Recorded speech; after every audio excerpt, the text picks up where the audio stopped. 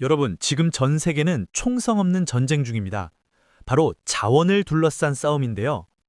오늘은 우리가 왜 10년 만에 다시 해외 광산 개발에 뛰어드는지 알아보겠습니다. 과거엔 돈만 주면 자원을 살 수 있었죠. 하지만 이제는 자원이 곧 무기가 되는 자원 민족주의의 시대가 왔습니다. 국가들이 자원 수출의 문을 걸어 잠그기 시작한 거예요. 특히 미중 갈등이 심해지면서 공급망이 요동치고 있어요. 중국은 핵심 광물 수출을 통제하며 맞불을 놓고 미국은 자국 중심의 공급망을 짜느라 바쁩니다. 문제는 우리나라는 자원 빈국이라는 점이죠. 에너지와 광물의 95% 이상을 수입하는데 특히 배터리 핵심 소재는 중국 의존도가 90%를 넘을 정도로 위태롭습니다. 설상가상으로 AI 혁명이 터졌습니다. 데이터 센터와 최첨단 반도체를 만드는데 엄청난 양의 특수 광물이 필요해지면서 광물 수요가 폭발하고 있는 거죠. 탄소 중립 시대를 살아가려면 이 광물들은 우리 산업의 비타민이자 생명선과도 같습니다. 그래서 정부가 다시 팔을 걷어붙였습니다. 리튬, 니켈 등 33종을 핵심 광물로 지정했고요. 특히 10년간 금지됐던 공기업의 해외 직접 투자를 다시 허용하기로 했습니다. 그런데 왜 지난 10년 동안은 가만히 있었냐고요? 바로 자원 외교의 트라우마 때문입니다. 과거 무리한 투자로 수조 원의 세금을 날렸다는 비판이 정말 거셌거든요. 캐나다 하베스트 유전이나 마다가스카르 암바토비 광산 사례가 대표적이죠.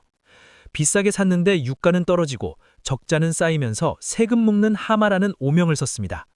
결국 광물자원공사는 빚이 재선보다 많은 완전 자본 잠식 상태에 빠졌고 정부는 신규 투자를 금지하고 가진 자산을 다 팔아서 빚부터 갚으라고 명령했죠. 그렇게 10년 동안 우리는 정리에만 집중했습니다. 그 사이 현장의 노하우와 인력은 끊겨버렸고 정작 광물 가격이 폭등한 지금은 우리 손에 쥔 광산이 없는 역설적인 상황이 벌어진 겁니다. 이제는 생존의 문제입니다. 정부는 민관 협력 체제로 체질을 바꾸고 파격적인 혜택을 내걸며 다시 도전장을 내밀고 있습니다. 하지만 여기서 우리는 아주 중요한 질문을 던져야 합니다. 왜 우리는 지난 20년간 이런 냉탕과 온탕을 반복하며 소중한 기회들을 놓쳐왔을까요? 그 뒤에 숨겨진 뼈아픈 구조적 문제를 지금부터 자세히 짚어보겠습니다. 그 해답은 바로 우리가 매일 쓰는 스마트폰과 전기차, 그리고 이를 둘러싼 시간의 차이에 있습니다. 사실 우리가 쓰는 기기들은 움직이는 광물 덩어리나 다름없는데요. 문제는 이 자원을 확보하는 호흡이 너무나도 길다는 점입니다. 보통 광산 하나를 찾아내서 실제 채굴까지 걸리는 시간은 평균 30년입니다. 한 세대를 아우르는 아주 긴 호흡이 필요한 사업이죠. 하지만 우리나라는 어떤가요? 5년마다 정권이 바뀌는 단임제 국가입니다. 바로 여기서 30년의 자원 주기와 5년의 정치 주기가 충돌하는 비극이 시작됩니다. 지난 20년의 역사를 되돌아볼까요? 정권이 바뀔 때마다 자원 개발은 국가 안보라는 본질 대신 정치적 도구로 전락하곤 했습니다. 전임 정부 비판이나 치적 홍보 수단이 된 것이죠. 이런 정책의 널뛰기 속에 우리 자원 안보는 길을 잃었습니다. 단순히 돈만 날린 게 아닙니다. 10년 넘게 사업이 중단되면서 현장의 노하우는 증발해버렸죠.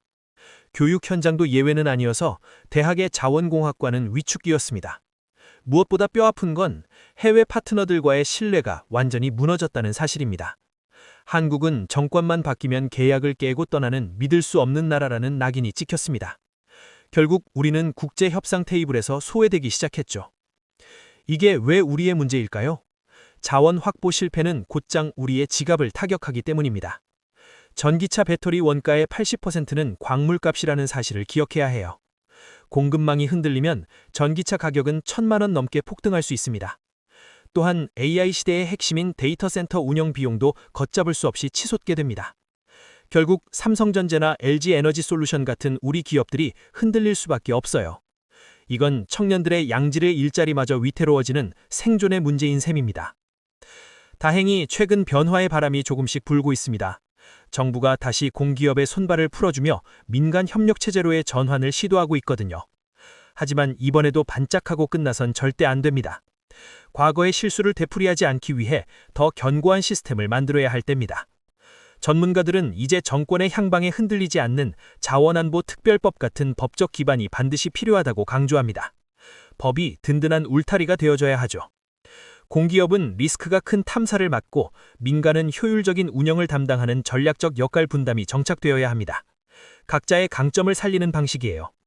정권은 5년으로 유한하지만 국가의 생존이 걸린 자원 안보는 영원해야 합니다. 이제는 정치를 넘어 100년 앞을 내다보는 국가적 대계로 바라봐야 할 때입니다. 우리의 미래 산업을 지키는 든든한 공급망은 장기적인 안목이 뒷받침될 때 비로소 완성될 수 있습니다. 흔들리지 않는 뿌리가 필요한 시점입니다. 감사합니다.